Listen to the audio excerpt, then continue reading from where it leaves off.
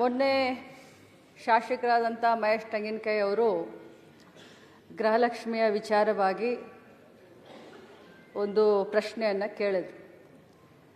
ನಾನು ಮೊನ್ನೆ ಕೂಡ ಸದನಕ್ಕೆ ಹೇಳಿದ್ದೇನೆ, ಇವತ್ತು ಕೂಡ ಅದನ್ನೇ ಹೇಳಲಿಕ್ಕೆ ಬಯಸ್ತೇನೆ. ಈ ಗೃಹಲಕ್ಷ್ಮಿ ಯೋಜನೆ ಕರ್ನಾಟಕ ರಾಜ್ಯದ 1,26,00,000 ಕುಟುಂಬದ ಯಜಮಾನಿಯರಿಗೆ ಪ್ರತಿ ತಿಂಗಳು 2,000 ರೂಪಾಯಿ DBT ಮುಖಾಂತರ, ನಾನು ಒತ್ತಿ ಹೇಳಲಿಕ್ಕೆ ಬಯಸ್ತೇನೆ, DBT ಮುಖಾಂತರ ಯಾವುದೇ ಮಧ್ಯವರ್ತಿಗಳ ಹಾವಳಿ ಇಲ್ಲದೆ ಡೈರೆಕ್ಟ್ ಆಗಿ ಅವರ ಬ್ಯಾಂಕ್ ಅಕೌಂಟ್ಗೆ ಹೋಗುವಂಥ ಒಂದು ಅತ್ಯುನ್ನತ ಒಂದು ಯೋಜನೆ. ಈ ಕರ್ನಾಟಕದಲ್ಲಿ ಗೃಹಲಕ್ಷ್ಮಿ ಯೋಜನೆಯನ್ನು ಪ್ರಾರಂಭ ಮಾಡಿದ ಮೇಲೆ ದೇಶದ ಪ್ರತಿಯೊಂದು ರಾಜ್ಯದಲ್ಲಿ ಇದನ್ನು ಒಂದು ಮಾಡೆಲ್ ಆಗಿ ಯೂಸ್ ಮಾಡಿಕೊಂಡು ಇದು ಬಹಳಷ್ಟು ಯಶಸ್ವಿಯಾದಂಥ ಯೋಜನೆ ಅಂತ ನಾನು ಹೇಳಲಿಕ್ಕೆ ಬಯಸ್ತೇನೆ. ನಾನು ಮೊನ್ನೆ ಕೂಡ ಸದನಕ್ಕೆ ಒಂದು ಮಾತನ್ನು ಹೇಳಿದೆ. ಇಲ್ಲಿಯವರೆಗೆ 23 ಕಂತುಗಳನ್ನು ಹಾಕಿದ್ದೇವೆ. 46,000 ರೂಪಾಯಿಗಳು ಒಬ್ಬೊಬ್ಬ ಮನೆಯ ಯಜಮಾನಿಗೆ 1,26,00,000 ಮನೆಯ ಯಜಮಾನಿಗಳ ಕುಟುಂಬದ ಯಜಮಾನಿಗಳಿಗೆ ಸಿಕ್ಕಿದೆ ಅಂತ ಮೊನ್ನೆನೂ ಕೂಡ ನಾನು ಹೇಳಿದ್ದೀನಿ. ಈ ಹೇಳುವಂಥ ಸಂದರ್ಭದಲ್ಲಿ ಪದೇ ಅವರು ಹೇಳ್ತಾ ಇದ್ರು, ನನಗೆ ಫೆಬ್ರವರಿ ಮತ್ತು ಮಾರ್ಚ್ ಇದು ಬಂದಿಲ್ಲ ಅಂತ ಹೇಳ್ತಾ ಇದ್ರು ಸದಸ್ಯರು. ನಾನು ಹೇಳಿದೆ ಆಗಸ್ಟ್ವರೆಗೂ ಕ್ಲಿಯರ್ ಮಾಡಿದ್ದೀನಿ ಅಂತ ನಾನು ಹೇಳಿದೆ. ಮಾನ್ಯ ವಿರೋಧ ಪಕ್ಷದ ನಾಯಕರು ಕೂಡ ಹೇಳಲಿಕ್ಕೆ ಬಯಸ್ತೀನಿ, ತಾವು ಬಹಳಷ್ಟು ಅನುಭವಿಸ್ತಿದ್ದೀರಿ ಸರ್.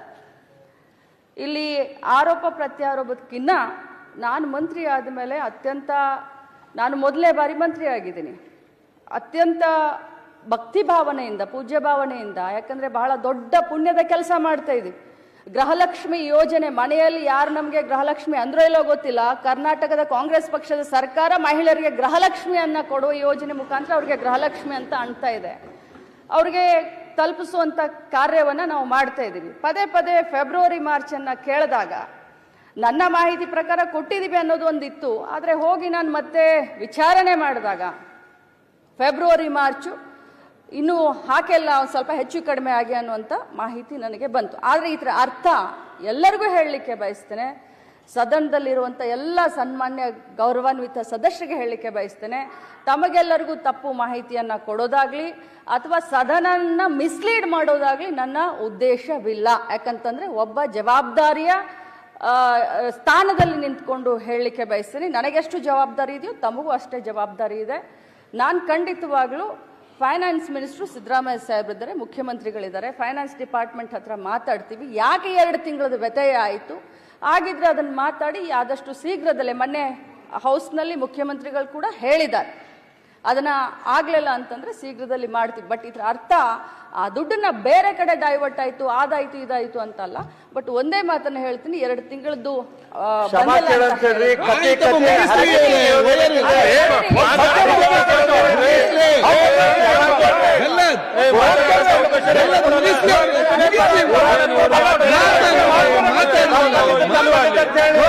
ವಿರೋಧ ಮಾಡ್ಕೊಂಡು ನೀವು ಅವ್ರು ಹೇಳ್ತಾರಲ್ಲ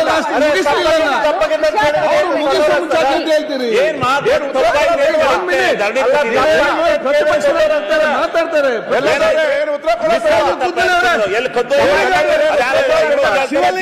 ಕೂತ್ಕೊಳ್ಳೆ ಶಿವಲಿಂಗ ಆಯ್ತು, ಅವ್ರ ತಪ್ಪ ನೀವ್ಯಾಕೆ ತಪ್ಪು ಮಾಡ್ತೀರಿ? ಆಯ್ತು, ಒಮ್ಮೆ ಕೂತ್ಕೊಳ್ಳಿ. ಈಗ ಆಯ್ತು, ಕೂತ್ಕೊಳ್ಳಿ ಶಿವಲಿಂಗ ಅವ್ರೆ, ಕೂಡ್ರಿ ನೀವು ಜರ. ಆಯ್ತು, ಅವ್ರು ಉತ್ತರ ಕೊಡ್ಲಿಕ್ಕೆ ಕಂಪ್ಲೀಟ್ ಮಾಡ್ಲಿ.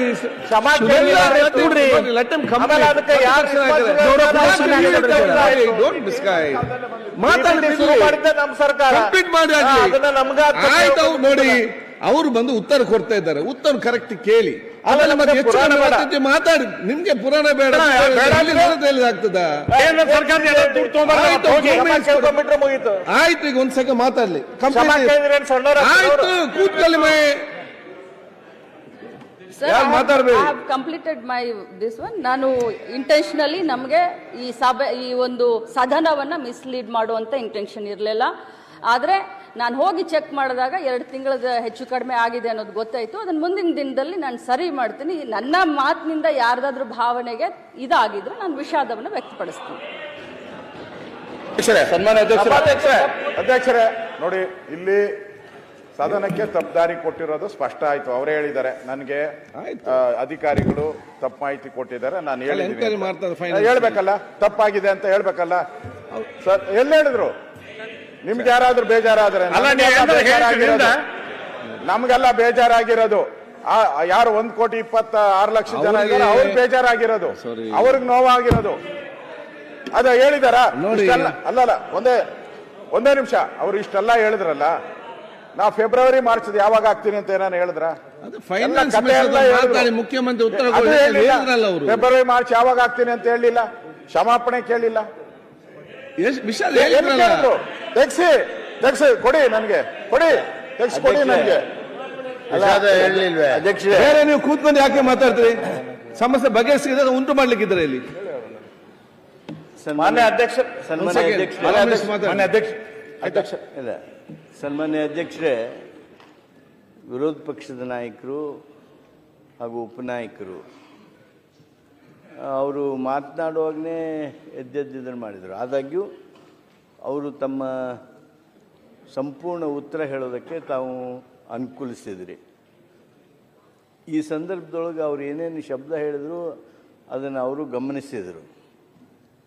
ವಿಷಾದ ವ್ಯಕ್ತ ಮಾಡುವಂಥ ಅವರ ಆ ನುಡಿಗಳನ್ನು ನೀವು ಕೇಳಿದ್ದೀರಿ. ಅದು ಏನ್ರಿ ಸ್ಪೀಕರ್ ಇದ್ದಾರೆ, ನಮ್ಮ ಕಿವಿಗೆ ಕೇಳ್ಯಾವು. ಇದು ಉದ್ದೇಶಪೂರ್ವಕ ಅಲ್ಲ ಅಧ್ಯಕ್ಷರು, ಇದು ಕೇಳಿಲ್ಲ ಅಂದ್ರೆ ಅಲ್ಲ ಗೃಹಲಕ್ಷ್ಮಿ ಸ್ಥಳೀಯ ಸಂಸ್ಥೆಗಳ ಕರೆಂಟ್ ಬಿಲ್ ಮತ್ತೆ ಮಾತಾಡಿ, ನೀವು ಮಾತಾಡಿ, ಇದು ಮುಗಿಲಿ, ಮತ್ತೆ ಮಾತಾಡಿದಲ್ಲ. ಆ ಮಾತನ್ನ ಅವರು ಹೇಳಿದ್ರು. ಅದಕ್ಕೆ ಈ ವಿಷಯ ಇಲ್ಲಿಗೆ ಮುಗಿಸಿ ಮುಂದಿನ ವಿಷಯ ಮನೆ ಅಧ್ಯಕ್ಷರೇ, ಮಹೇಶ್ ತೆಂಗಿನಕಾಯಿ ಅವರು ಕೇಳಿದ ಪ್ರಶ್ನೆಗೆ ಸದನದಲ್ಲಿ ಅವತ್ತು ಅವ್ರು ಕೊಟ್ಟಿರುವಂತ ಉತ್ತರ ತಪ್ಪಿತ್ತು ಅನ್ನುವಂಥದ್ದು ನಂತರದ ನಮಗೆ ಬಂದಿರುವಂಥ ದಾಖಲೆಗಳ ಮುಖಾಂತರ ನಿಮ್ಗೆ ಗಮನಕ್ಕೆ ತಂದಿದ್ದೀವಿ. ಇವತ್ತು ಅವರು ಅದನ್ನ ನನ್ನ ಉದ್ದೇಶಪೂರ್ವಕವಾಗಿ ಅಲ್ಲ ಕೊಟ್ಟಿದ್ದು ಅನ್ನೋದನ್ನು ಕೂಡ ಅವರೇ ಮಾಡಿದ್ದಾರೆ. ಪದೇ ಗೃಹಲಕ್ಷ್ಮಿ ಯೋಜನೆ ಬಹಳ ಒಳ್ಳೆ ಯೋಜನೆ, ಇದು ನಾವು ಒಪ್ಕೊಂಡು ನಾವೇನಿಲ್ಲ ಅಂತ ಹೇಳಲಿಲ್ಲ.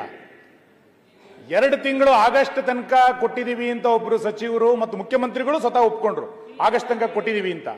ನಂತರ ಮತ್ತೆ ಕರೆಕ್ಷನ್ ಮಾಡ್ಕೊಳ್ತಾ ಇರೋದೇನು ಅಂತಂದ್ರೆ, ಇಲ್ಲ ಆಗಸ್ಟ್ ಫೆಬ್ರವರಿ ಮತ್ತು ಮಾರ್ಚ್ ಆಗಿಲ್ಲ ಅಂದ್ರೆ ನಾವು ಕೊಡ್ತೀವಿ ಅನ್ನುವಂತ ಮಾತನ್ನು ಹೇಳ್ತಾ ಇದ್ದಾರೆ.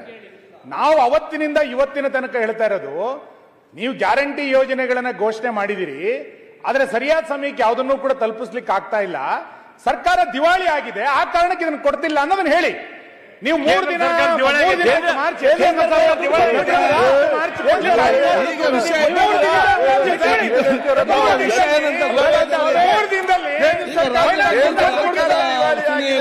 ಇದು ಲಾಂಗ್ ಜಂಪ್ ಅಲ್ಲ.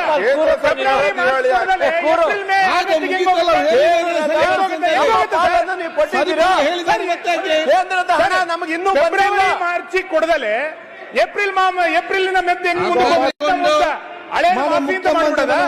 ಅವ್ರು ಹೇಳಿದ್ದಾರೆ, ಒಪ್ಕೊಂಡ್ಬಿಡಿ ಅಷ್ಟೇ.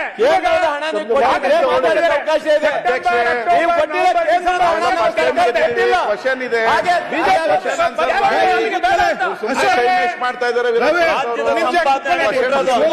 ಒಂದೇ ನಿಮಿಷ ಕೂತ್ಕೊಳ್ಳಿ.